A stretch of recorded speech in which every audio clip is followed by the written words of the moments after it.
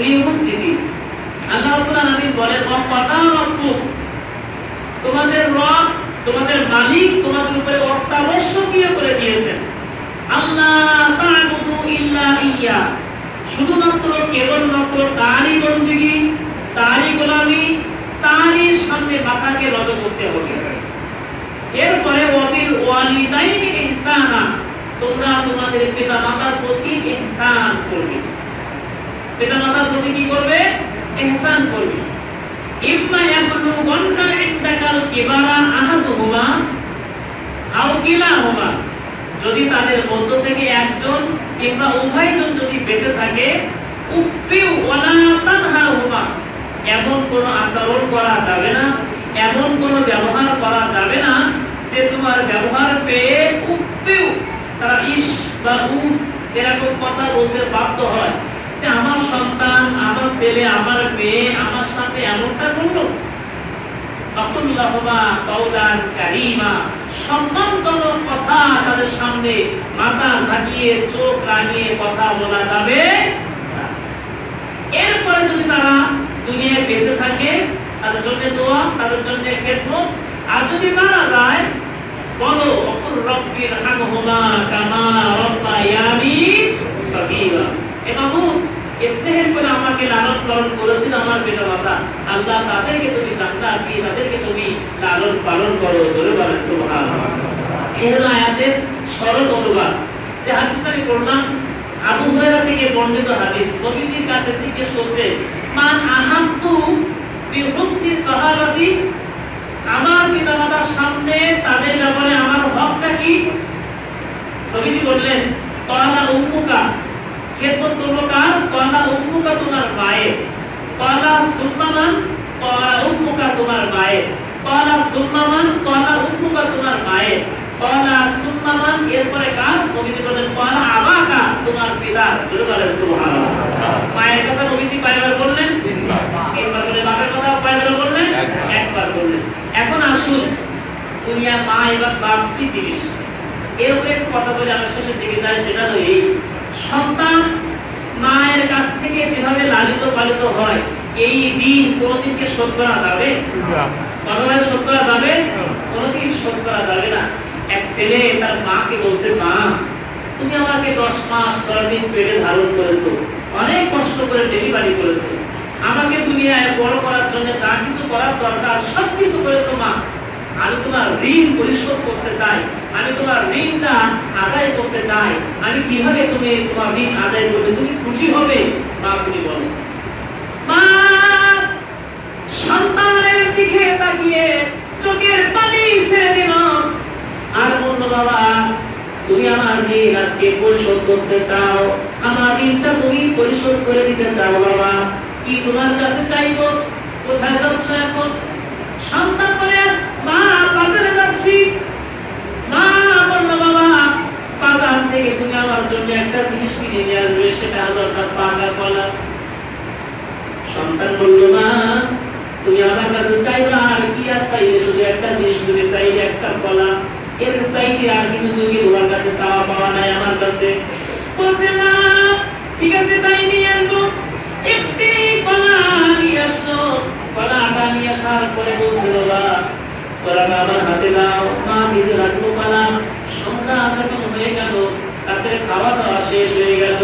খাওয়ার পরে এবার বলছে, বাবা কলাটা আমি তোমার কাছে দিলাম, তুমি কলাটা কাছে রাখো। ও বাবা, এই কলাটা মাটিতে রাখতে পারবে না, পেটে রাখতে পারবে না, এই কলাটা তুমি তোমার বুকের উপরে রাখবে, সকালবেলা এই কলাটা তুমি আমার হাতের মধ্যে দিয়ে দেবে। সন্তান বলল, এটা সাধারণ ব্যাপার, একটা সাধারণ জিনিস, কলাটা তো সকালে আমি দিয়ে দিব। বর্তমান এই মনে করে তার সন্তান কলাটা নিল, পেটের উপরে শুয়ে পড়লো, বিছানার উপরে শুয়ে পড়লো।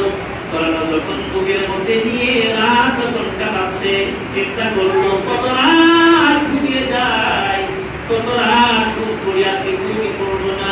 কলাটা বুকের উপরে রাখছে, হাতে ধরে রাখছে, কলা নিচে পড়তে দেবে না। মায়ের অর্ডার পালন করতে হবে। বর্তমান এই পালন করতে করতে তার যখন 3:30 বেজে গেল, মা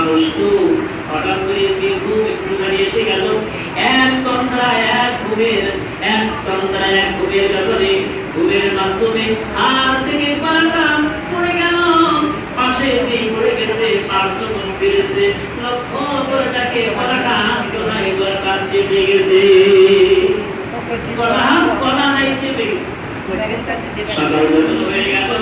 সকাল হয়ে যাওয়ার পরপরই এবার মা বলছে বাবা গলাটা আমার কাছে দাও, হাতে দাও। তখন তাকিয়ে বলছে মা আমি গলা তোমার হাতে দিতে চাইছি না, কিন্তু মা গলাটা আমি নষ্ট করে ফেলেছি, নষ্ট হয়ে গেছে মা। ওই মাটুকু সন্তানের মুখের দিকে তাকিয়ে এবার মা বলছে বাবা একটি গলা একটি রাত বুকের উপরে নিয়ে তুমি থাকতে পারলে না, নষ্ট করে ফেলেছো বাবা। আর একটু হলে চিন্তা করে দেখো তুমি আমার ঋণ পরিশোধ করবে, তুমি আমার ঋণটা শোধ করে দিয়ে দেবে বাবা। একটা রাত গলা রাখতে পারলে না, তোমার কান্না ছাড়া কোনো শব্দ ছিল না, মা বলার কিছু তোমার ছিল না, তুমি ছিলে নরম কাদার গলার মতো বাবা। তাই বিশ্বাস করে দিয়েছো, ভাবে নিয়েছি, ভাবে বিশ্বাস করে নিয়েছো, আমি জায়গা নাই সেই বিশ্বাসের উপরে শয়ন করে বাবা তোমার দুটি বুকের উপরে নিয়ে রাখতে আমি কাটাই দিয়েছি, আমি আপনাকে দিয়েছি বাবা। এই সন্তান এই কষ্ট করে তোমাকে লালন পালন করেছি বাবা, তুমি আমার ঋণ পরিশোধ করবে, তুমি আমার ঋণ পরিশোধ করবে। আহা কত মাকে এত কত দুর্ব্যবহার আমরা করি, কত দুর্ব্যবহার আমরা করি। এখন বৃদ্ধাশ্রম হয়েছে, সুন্দর ঘর সুন্দর বাড়ি, মা বাপের জায়গা ঘরে আর নাই, টাইলস দেওয়া ঘরে মায়ের জায়গা আর নাই। এখন মায়ের জন্য ঘর কোন জায়গায়, ঘরের তাদের সাথে একটা চাল দিয়া সেই ঘরের জায়গা, সেইখানে মায়ের জায়গা, রান্নাঘরের ভিতরে মায়ের জায়গা, একটু পানি নাই, একটু ভালো মশারি নাই, একটু লেপ নাই, কিচ্ছু নাই, সেইখানে মা। স্ত্রীর কথা মতো স্ত্রীকে বসে রাখার জন্য কত কিছুই না আমরা করছি। মাকে বাড়ি থেকে বের করে দিচ্ছি, মাকে বের করে দিচ্ছি। কতদিন কয়েকদিন আগে বটাইপুর আশাশুনি ওইখানে মা বাপকে দুইজনকে বের করে দিয়েছে। শেষ পর্যন্ত ইউনিয়নের মাধ্যমে আপনার উনি দায়িত্ব নিলেন, ভরণ পোষণ সমস্ত দায়িত্ব নিলেন, বড় ছেলের কাছে হান্ডাবার করে রেখে আসলেন যে তুমি দায়িত্ব পালন করবে, যা কিছু লাগুক আমরা প্রশাসন থেকে তাকে দেবো। আর তিনটা ছেলেকে জেলের মধ্যে ঢোকাই দিয়েছে। সর্বত ভাই আমার বৃদ্ধাশ্রমে গেছে, যাওয়ার পরে লক্ষ্য করে দেখে একজন মা সেই বৃদ্ধাশ্রমে 3 মাস রেখে আসছে, কোনো খোঁজ খবর নেয় না। 3 মাস পরে যখন ছেলে গেছে, ছেলের মুখের দিকে তাকিয়ে খাল খাল করে চোখের পানি টপকার করে পড়ে আর বলছে বাবা তুমি এসেছো আমার কাছে, আমাকে দেখতে তুমি এসেছো বাবা। বাবা আমার চাওয়া পাওয়ার কিছু নাই বাবা, যে ঘন্টার নিচে আজকে 3 মাস আমি আছি, এই ঘন্টা চলে না, ঘন্টা বন্ধ। কর্তৃপক্ষকে বারবার আমি বলেছি আমার ঘন্টা ঠিক করে দাও, আমি চলতে পারি না, অসুস্থ মানুষ, আমার খুব গরম লাগছে। কোন ব্যক্তি এসে আসে নাই, এইটা ঠিক করে দেয় নাই বাবা, তুমি এই ঘন্টা ঠিক করে দিও। তখন বলছে মা তুমি ধ্যান কেন ঠিক করতে বলছো? তখন বলছে বাবা তুমি না আমার পরিবার টুকরা সন্তান, এই পরিবার টুকরা সন্তান, আমি তোমাকে কোনদিন গরম সহ্য করতে দেই নাই। আমি রাতের বেলা আমার কাছে পাখা ছিল না, আমার আসলটা তোমাকে বারবার মেরে দিয়ে পাখা সরে দিয়েছি। ও বাবা শুধু তাই নয়, কারেন্ট ছিল না, এই সময় হাত পাকা টেনে হাত কাটিয়ে দিয়েছি, তোমাকে গায়ে গরম লাগছে আমি দেই নাই। ও বাবা এখনো রাত কেটে গেছে, এখনো দিন কেটেছে, আমি তোমার গায়ে গরম লাগতে দেই নাই। আমি আজকে হয়তো বিদায় দিয়ে চলে যাবো, থাকবো না বাবা। তোমার ছেলেরা তোমার মেয়েরা তোমাকে একদিন বৃদ্ধাশ্রমে নিয়ে আসবে বাবা, আমার বিশ্বাস তুমি গরম সহ্য করতে পারো না, এই ফ্যানটা ঠিক করে দিয়েও এই জায়গায় তোমার একদিন আসতে হবে। এই কথা বলতে বলতে মা সন্তানের হাতে ধরে দুনিয়া থেকে বিদায় নিল। ইন্না লিল্লাহি ওয়া ইন্না ইলাইহি রাজিউন। ও আমার প্রিয় ভাই নবীর আমার, এই দুনিয়া চিরস্থায়ী নয়, এই দুনিয়া স্থায়ী থাকতে পারবো না। আপনি আজকে যুবক, একদিন পিতা হবে, একদিন পিতা হয়ে বৃদ্ধ হয়ে যাবে, বৃদ্ধা আমরা আমাদের মা হয়ে যাবে, আপনার স্ত্রী বৃদ্ধা হয়ে যাবে। এখন যদি ভালো ব্যবহার বাপ মাকে যদি আমরা না করি, জুমার দিন আপনি বের হয়েছেন, আপনি সন্তানকে সাথে করে নিয়ে কবরস্থানে যান, চলো বাবা তোমার দাদা কবরটা জিয়ারত করে আসো, চলো ভাইয়া তোমার বাবার কবরটা জিয়ারত করে আসি, দাদার কবরটা। যখন দাদার কবরের কাছে হাত তুলে দোয়া করে চোখের পানি ফেলে কাঁদতে, ওই সন্তান তখনই মনে করবে তোমার নামাজ আমার আত্মা যখন ভাই যখন আদায় করে দিবে, তার মনে চাইবে আমার আত্মা আমাকে সাথে করে নিয়ে আমার দাদার কবর জিয়ারত করতে দেব, আমি সেই কবর জিয়ারত করতে যাব। কোথায় সেই গর্ভটুকু আত্মা তার কবরের পানিতে চোখের পানি ফেলে কাঁদবে। আর আপনার আমার দোয়া কবুল নাও হতে পারে, এক সন্তান যদি চোখের পানি ফেলে বাবার জন্য আল্লাহ পাকের দরবার অবশ্যই কবুল হয়ে যাবে। জোরে বলেন সুবহানাল্লাহ। প্রিয় উপস্থিতি আমার, আজকে যে মা বিদায় নিয়ে চলে গেল, যে মা বিদায় নিয়ে চলে গেল, এই মায়ের কবরের পাশে যে যদি কিয়ামত পর্যন্ত চোখের পানি ফেলি, মা তুমি ওঠো, তুমি ওঠো, কোনদিন কি তাকে সাড়া দেবে? কোনদিন তাকে সাড়া দেবে না। ঘরের ভিতরে আমরা লক্ষ্য করে দেখছি, প্রত্যেক গায়ে দেখছি আগুন লেগেছে। আগুন লেগে যাওয়ার পরে দরজার গ্লাস ভেঙে দিয়ে একজন মা একটা সন্তানকে জানলার ছানা ভেঙে দিয়ে বাইরে বের করে রাখছে, একটা হাত ধরে চিৎকার দিয়ে কাছে আর বলছে, কে আছো? কে আছো বাইরে? আমার সন্তানটা আগুনে পুড়ে ছাই হয়ে যাবে, তোমরা আমার সন্তানটাকে একটুখানি বাঁচাও, আমার সন্তানটাকে তোমরা একটুখানি ধরো। মা নিজের গায়ে দাও দাও করে আগুন জ্বলছে, মা চলে চলুন, আমি দুনিয়া থেকে বিদায় নিয়ে চলে যাব, আমার সন্তানটা যেন দুনিয়া থেকে না চলে যায়। এই হলো মা, এই হলো মা। এই উপস্থিতি আমরা ছোটবেলায় দেখছি, আমাদের অবস্থা ভালো ছিল না, এখনো দিন গেছে, কোন রকম পাঁচশো আটা ঘুরি আমাদেরকে খাওয়াইছে। আমরা দেখছি মা নিজে না খেয়ে, আব্বা না খেয়ে আমাদের খাওয়াইছে। আপনার কাছে আবদার করছে জামা দাও, টাকা পয়সা আপনার কাছে নাই, কোথায় পাবে? ঈদের দিন নিজে ছেঁড়া জামা কাপড়, পুরাতন কাপড় গায়ে দিয়ে আমাদের গায়ে কাপড় দেওয়ার জন্য আমরা চেষ্টা করেছি। এই হলো মা, এই হলো মা।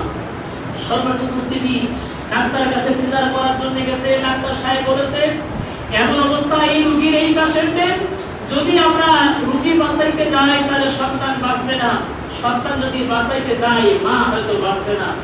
একটুখানি যদি এই আওয়াজটা মায়ের কানের মধ্যে চলে যায়, মা তখন ডাক্তারের হাত ধরে বলে, ডাক্তার সাহেব আমি মা আমার বাঁচার দরকার নাই, আমি মা আমার দুনিয়ায় থাকার দরকার নাই, আমার পরিচয় সন্তান যেন তিল তিল তিল তিল করে দুনিয়ায় যেন আলো বাতাস পেয়ে বড় হয়ে যায়। এই হলো মা। উফির ওয়ালা তানহারহুমা, তাদের সাথে এমন কোন আচরণ করা যাবে না, এমন কোন ব্যবহার করা যাবে না যে ব্যবহার বেইশ তাউফ এরকম বলতে বাধ্য হয়। আর বৃদ্ধ বয়সে বাপ মা আপনার কাছে চায় না যে তোরা সাতক্ষীরা আমার জন্য 10 কাঠা জমি কিনে দিয়ে আমার 3 তলা বাড়ি করে দে, এরকম কি বাপ মা চায়? না, জবাব দেন, আমার কি চায়? বাপ মা চায় না। বাপ মা চায় না বাবা আমার জন্য এই সময় কি 20 তলা গাড়ি কিনে দে, আমি একটু ঘুরে ঘুরে বেড়াবো, এটা কি বাপ মা চায়? এইটা বাপ মা চায় না। বৃদ্ধ হয়ে গেছে, বাপ মা একটু চায়, একটু চায় আলিপুর হাটটা থেকে মুর্শিদ দোকান থেকে একটু গ্যাসের করি, একটু যদি মাথা যন্ত্রণা করে, একটু যদি ব্যথা হয়, এই কুলিয়া সবুজের দোকান থেকে একটু করে প্যারাসিটামল করি, একটু যদি বাথরুম হয়, মানে শূন্যতা হয়ে যায়, বলে দাও এই বক্সের ধারে দোকান থেকে, এই পাশের দোকান থেকে একটা স্যালাইন একটু আমার জন্য এনে দাও। এতটুকু সন্তানের কাছে চাওয়া পাওয়া থাকে।